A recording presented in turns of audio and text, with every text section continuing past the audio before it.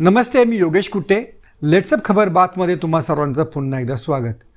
जळगावचे नेते एकनाथ खडसे आणि भाजपचे मंत्री गिरीश महाजन या दोघांमधील वाद इतक्या खालच्या थरावर जातो की ही नळावरची गल्लीतील भांडणं आहेत की काय असं वाटू लागतं. म्हणजे प्रत्येक जिल्ह्यामध्ये जरी वाद असतील, म्हणजे प्रत्येक जिल्ह्यातील काही नेत्यांमध्ये वाद असतातच, पण इतक्या खालच्या लेवलला आणि एकदम एखाद्याच्या वैयक्तिक संबंधांवरतीच आघात करणारा किंवा नको त्या गोष्टी उघड करणाऱ्या गोष्टी फक्त या दोन नेत्यांमध्येच घडत असाव्यात. म्हणजे कोल्हापूरमध्ये सतेज पाटील विरुद्ध धनंजय महाडिक असा वाद आहे, नगरमध्ये विखे थोरात असा वाद रंगतो, किंवा पुणे जिल्ह्यामध्ये हर्षवर्धन पाटील विरुद्ध अजित पवार असा वाद रंगतो. पण ज्या पद्धतीने खडसे आणि गिरीश महाजन हे एकमेकांना चिखलात लोळवतात त्याला मात्र तोड नाही. आत्ताचं जे काही प्रकरण घडलेलं आहे ते प्रकरण घडलेलं आहे, एक पत्रकार आहेत अनिल थत्ते नावाचं, ते कधी काळी गगनभेदी नावाचं साप्ताहिक चालवायचे आणि त्यांचं आता यूट्यूब चॅनल देखील आहे. त्यांनी त्यांच्या यूट्यूब चॅनलमधनं काही गौप्यस्फोटाच्या नावाखाली गिरीश महाजन आणि सुधीर मुनगंटीवार यांच्यावरती बाण सोडलेले होते. गिरीश महाजन आणि अमित शहा या दोघांमधलं कथित जे काही संभाषण झालेलं आहे त्या संभाषणाचा हवाला देऊन त्यांनी महाजनांना आरोपीच्या पिंजऱ्यामध्ये उभं केलेलं होतं. दुसरी गोष्ट, सुधीर मुनगंटीवार यांचं मंत्रिपद का नाकारलं याचं देखील कारण त्यांनी त्याच्यामध्ये दिलेलं होतं. आता थत्ते यांची प्रतिमा काय आहे किंवा थत्ते हे यांचा अनुभव काय आहे याबाबत फार वादविवाद आहेत, अनेकांची वेगवेगळी मतं आहेत. आता त्यांनी गिरीश महाजन यांचं वैयक्तिक बदनामी करणारं विधान काय केलं याबाबतचा देखील स्पष्टीकरण करणारा व्हिडिओ पुन्हा रिलीज केलेला आहे. गिरीश महाजन यांनी थत्ते हे सुपारी घेऊन काम करतात आणि ते फार विश्वासार्ह नाही आहेत अशा पद्धती देखील गिरीश महाजन यांनी टीका केलेली होती. त्या टीकेला देखील थत्ते यांनी आव्हान दिलेलं आहे आणि मी काही कोणत्या धमक्यांना घाबरणार नाही, पोलीस प्रोटेक्शन घेणार नाही असं देखील सांगितलेलं आहे. आणि ही माहिती अमित शहा आणि गिरीश महाजन यांच्या भेटीमधली माहिती मला कोणी सांगितली हे देखील महाजनांना माहीत असल्याचा दावा त्यांनी केलेला आहे. आता भाजपचं जे काही पाठीरेख आहे ते अनिल थत्त्यांना थापाड्या म्हणूनच सांगतात, किंवा अनिल थत्ते यांच्या ज्या काही गप्पा असतात किंवा गौप्यस्फोटाच्या नावाखाली जे काही सांगतात ते अतिशय बाजार गप्पासारखंच असतं असे अनेकांचं म्हणणं आहे.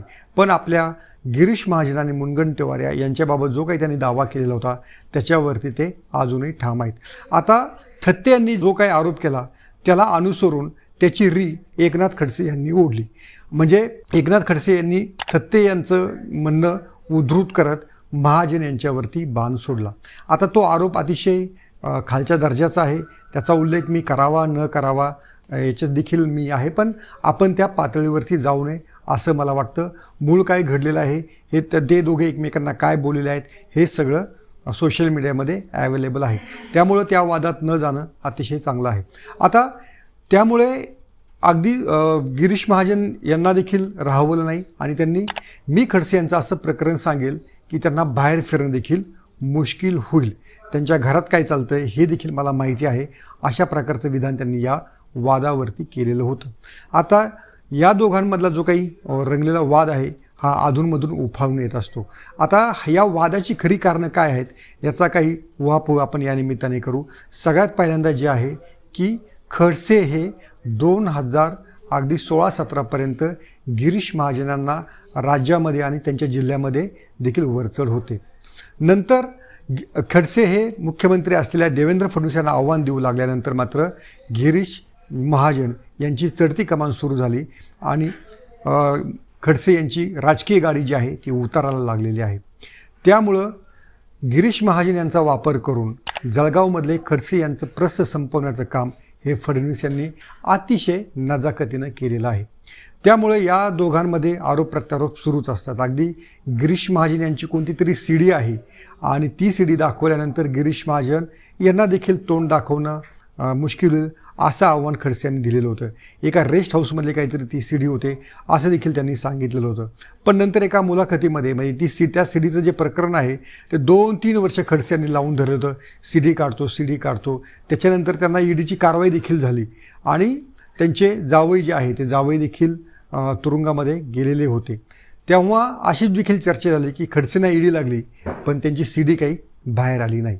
आणि जेव्हा त्याच्यावर त्यांना खुलासा विचारला तेव्हा 4-5 वर्षांनंतर त्यांनी असं सांगितलं की हो, ती मला CD सापडलेली होती, पण ती CD, त्या CDवरती किंवा माझ्या कॉम्प्युटरवरती कोणी सायबर अटॅक केला आणि ती CD आता नष्ट झालेली आहेत, अशी पळवाट देखील खडसे यांनी शोधली. या खडसे यांनाच 2024मध्ये पुन्हा भाजपमध्ये परतण्याचे वेध लागलेले होते. चर्चा अशी देखील होती की खडसे यांच्या ज्या सूनबाई आहेत त्या रक्षा खडसे यांचं राजकीय पुनर्वसन देखील भाजपनं केलं आणि त्यांना केंद्रीय राज्यमंत्री केलं. त्याच वेळेस खडसे यांना भाजप राज्यपाल पदावर नेमणार होतं, पण देवेंद्र फडणवीस आणि गिरीश महाजन यांनी त्याच्यामध्ये खोडा घातला. खडसे हे लोकसभा निवडणुकीनंतर अमित शहा यांना देखील भेटून आलेले होते आणि त्यामुळंच खडसे आता लवकरच कमबॅक करतील, भाजपमध्ये येतील. त्यांचा जो काही त्यांच्या पाठीमागे एजन्सीचा ससेमिरा लागलेला आहे तो थांबेल आणि त्यांचं राजकीय पुनर्वसन होईल.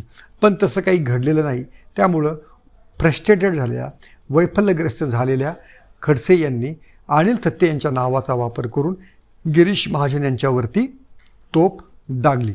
आता तो जो आरोप होता तो आरोप एका महिला IAS अधिकाऱ्याशी संबंधित होता आणि साहजिकच संपूर्ण प्रशासकीय यंत्रणा देखील आणि त्या प्रशासन यंत्रणेमध्ये काम करणाऱ्या महिलांवर देखील त्या एका प्रकारे ते खरं तर चिखलफेकच होती.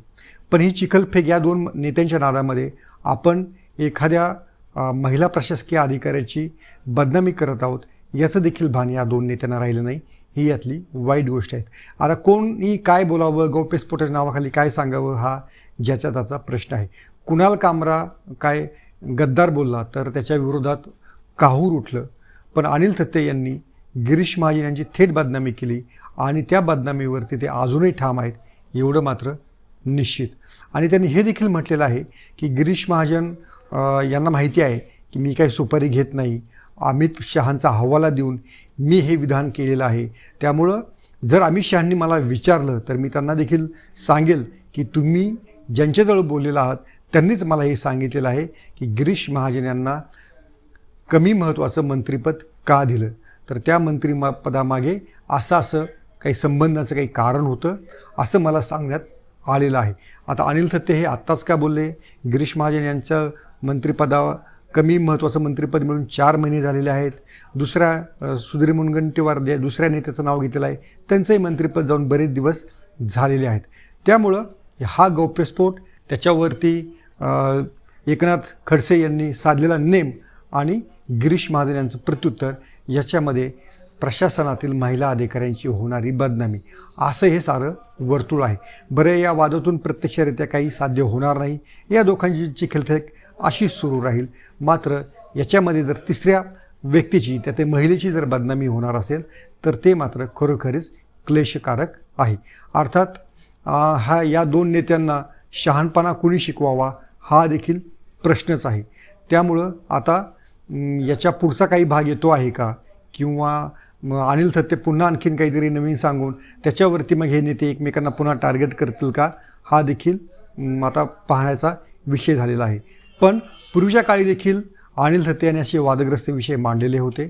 त्यांनी देखील आज आपल्या व्हिडिओमध्ये असं म्हटलेलं आहे, अशा अनेक गौप्यस्फोट आपण केलेले होते, पण त्या काळी सोशल मीडिया नव्हता, त्यामुळं ते फक्त राजकीय वर्तुळामध्येच चर्चेला आलेले होते.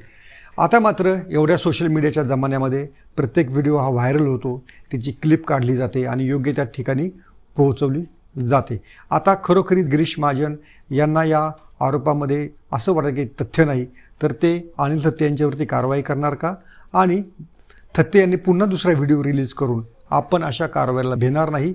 आणि अमित शहा यांच्याच एका जवळच्या माणसानं मला सांगितलेलं असल्यामुळे गिरीश महाजन यांनी जरूर तर अमित शहांना विचारावं की आपल्या दोघांमधलं, म्हणजे महाजन आणि अमित शहा यांच्यामधलं संभाषण तिसऱ्या व्यक्तीला कसं कळालं, या तिसऱ्या व्यक्तीनं थत्तेंना कसं सांगितलं, याचा शोध महाजन यांनी घ्यावा.